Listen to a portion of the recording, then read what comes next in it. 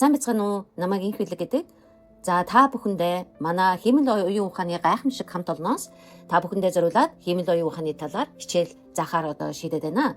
За эхний хичээлүүд маань хиймэл оюун ухааныг ашиглаж яаж зураг гаргах талаар танд зааж өгнө. За тэгээд дараа нь бид нэр видео яаж гаргах уу? За ChatGPT-г яаж хэрэглэх үү гэдэргээд олон хичээлүүдийг оруулна. За та бүхэн хэрвээ сонирхвол subscribe хийгээрэй. Эсвэл лайк дараарай. За мөн өөрийнхөө найз нөхдөд share хийгээрэй. За хүн бүхэнд ер нь бол зураг шаардлагатай байдаг. За та оюутан байсан ч бизнес эрхэлж байгаа ч гэсэн танд төрөл бүрийн зургнууд хэрэг болдог. За хиймэл оюун ухаан гарч ирснээр та төрөл бүрийн зургийг хийх боломжтой болоод байна. За та заавчгүй зураг зурдаг байх хэрэггүй те Photoshop хэрэглэх хэрэггүй. За хүссэн зургаа хиймэл оюун ухаанаа гаргадаг цаг маань ирээд байна. За өнөөдрийн хичээлээр би та бүхэндээ Leonardo Cig AI буюу зураг гаргадаг хиймэл оюун ухааны талаар тайлбарлаж өгье. За бүгдээрээ Leonardo Cig AI гэдэг вебсайт руу орно. За тэгээд энэ launch гэдэг нэг дарна. За launch гэдэг орох төр чинь за sign in гэд байгаа. За энэ дээр өөрийнхөө имэйлээр юм уу Yahoo Hotmail-ээр юм уу эсвэл Gmail аккаунтаараа орж болно.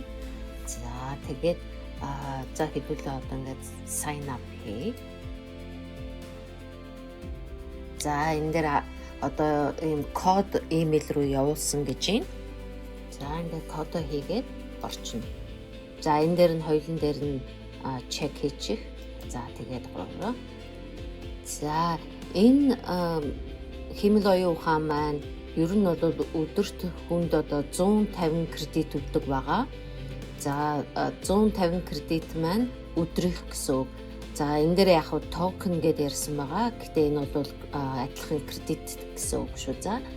За бид нар бол өнөөдөр энэ чи видео хийхгүй. Бид нар зөвхөн зураг үзнэ. За тэгээд энэ зүүн гар талд байгаа дээр image гэдэг дээр нь дараад. За тэгээд орно. За зүүн гар тал дээр энэ хэмжээ байгаа. За 2-ыг харьцах нь 3, 1-ийг харьцах нь 1. За 1-ийг харьцах 1 маань ер нь бол лого хийхэд их тохиромжтой. За YouTube, Facebook дээр видеоны зураг гаргахаар авах юм бол энэ 16, 9-ийг авч хэрэглэнэ. За энэ дээр нь small, medium, large гэсэн байна. Тэгэхээр large нь бол бид нар мөнгө төлөх ёстой. За энэ бол зөвхөн зургийнхын нэвтрүүлжлийг хэлж байгаа. Юуг нь хараад үзье. Мөнгийг хараад үзье. За тухайлбал энэ 10 сард $10 гэж байна. Гэхдээ энэ бол жилээр төлөх юм бол $10. За сараар нь төлөх юм бол $12 бахна. За мөн $30 байна, $60 байна. $12-т нь болох дээр 8500 токен өгдөг бахнэ. За буцаад хэдүүлээ зурган дээр очие. За хэдүүлээ зураг гаргаад үзье. Хэдүүлээ 16-г харьцах нь 9 ийм дунд зэргийн нэгтрэлтэй зураг гаргана гэ. За энэ хэдэн зураг гаргах вэ гэдэг дээр энэ 1 2 3 төрлийн зургийг гаргахад эдгээр нь дандаа төлбөртэй. За бидрийнх бол 4 байгаа. За бид нар 150 кредит байгаа тий. За ингээд хэдүүлээ үзье. За би ChatGPT дээр промпта бичүүлсэн байгаа. За тэрийг ингээд Монгол эмэгтэйгийн зураг ингэж гаргахаар хийсэн байгаа. За тэгээ хэдүүлээ үзье.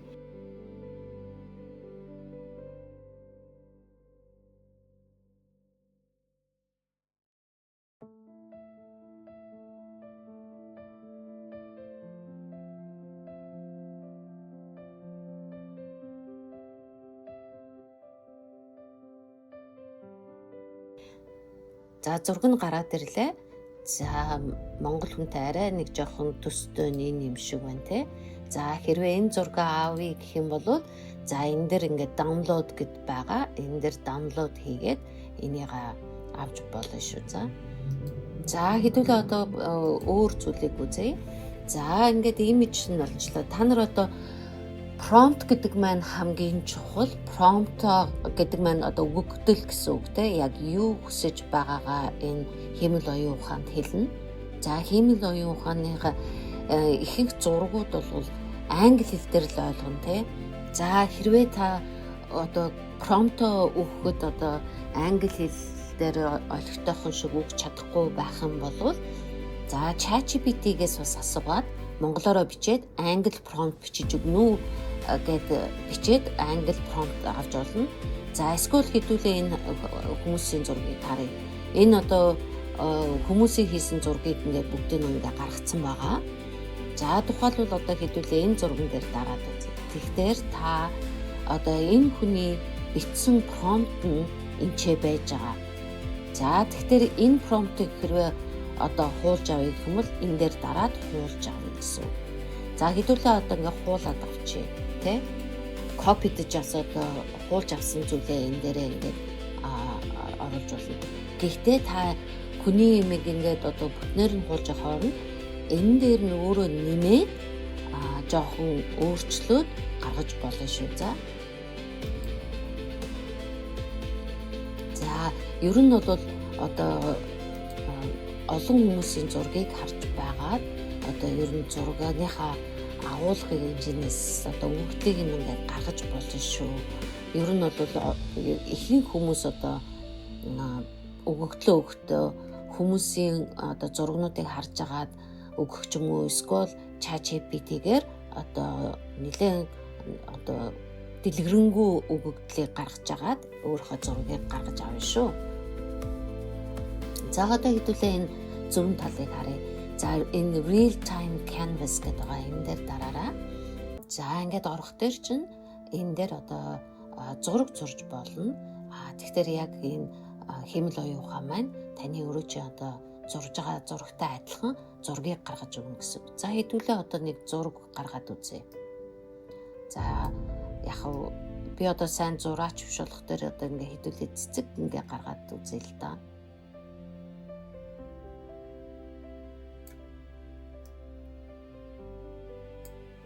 За тэгээд энэ доор энэ промпт дээр нь одоо зурагныхаа одоо юу зурах гэж байгаагаа тэрийг авчина. За би одоо цэцэг гэж биччихлээ те.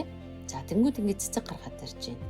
За энэ цэцэг гаргаад ирэхдээ энэ зураг чинь таалагдах юм бол энийга энэ output to input гэдгийг ингээд дарна. Тэгэхээр чи энэ зургийг чи өөр дээр ч оруулаад ирнэ гэсэн. За тэгээд энэ дээр өөрөө өөрчлөлт хийж болно. За дараагийнхан зураг нь гараад ирлээ те. Тэгэх юм бол одоо ингээд өөр дээрээ энэ дээрээ авчирж хагаад бас өөрчлөлт хийж болно. За одоо тэгээд дараагийнх нь үзье. За энэ real time generation гэдээ бас байгаа. За ийшээ нас ороод үзээрэй. За энэ бол яг өөрийн чинь хийх гэж байгаа зургийг чинь ингээд оруулангууд одоо промпто өгөнгүүт чинь гаргаад ирнэ гэсэн. За би ингэчлээ те нөгөө уралдаж байгаа уралдааны машин гэдэг те. Тэгэхээр ингээ гаргаад ирж байна. Тэгээд ийм зургийг одоо таалагдах юм бол та өөрөө авч энийг болох нь. За энэ дээр болох дээрээ за аниме байх нь, картун байх нь, эсвэл ийм хар цагаан арга гарах уу гэдгийг ингээд тохируулж болох нь. Энийг ингээд нэмэгтэр чи ингээд гаргаад ирэх юм тий. За энийг бас ингээд шалгаад үзээрэй. За ер нь бол хэмэл оюун ухаан маань бас нэлээд их гой зурагтай одоо гой өнгөтэй гаргадаг. За Midjourney гэдээ бас нэг хэмэл оюун ухаан байгаа. Тэр маань бас их сайхан гаргадаг байгаа. За дөрөвчих дээр бас нэг дэмж хэлэх юм бол одоо энд ингээд private mode гэдэг байгаа тий. Энэ бол зөвхөн одоо өөрөө зургаа хүмүүст харуулахгүй гэх юм бол энийг дарж болно. Гэхдээ энэ маань төлбөртэй гэсэн үг тий. За тэгээд зураг хийх төр чи энд одоо төлбөргүй хүмүүсийн зургнууд нь бүгдээр олон нийтэд одоо харагдаж байх нэ. За тэгээд ер нь бол бас дээрээс нь энэ модельээ сонгож болно. Ямар модель сонгох вэ гэдгийг одоо энэ дээрээс харагдана. За аниме байх юм уу, эсвэл киноны шиг байх юм уу те. Эдрийг одоо ингэ сонгож болох юм байна. За хэдүүлээ одоо нэг дахиад нэг юм үзье. За энэ өөрийнхөө өгөгдлийг бас хэмэл оюун ухаанаас сайжруулж болно. За тухайлбал хэдүүлээ за нохоо парк дээр байж ингээд одоо хэлье.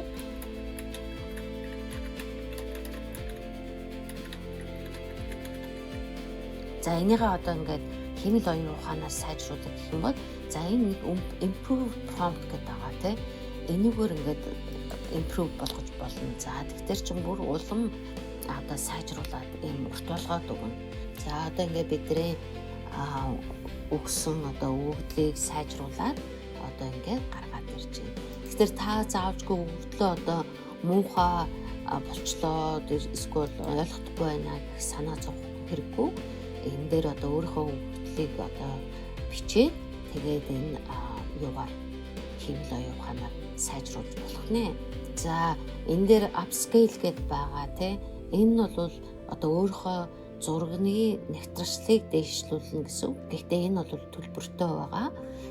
За ер нь бол төлбөргүй тохиолдолд ойр зүрийн зураг гаргахад бол энэ одоо хэмэл оюун ухаан маань та бүхэнд одоо сайхан зураг гаргаж өгнө.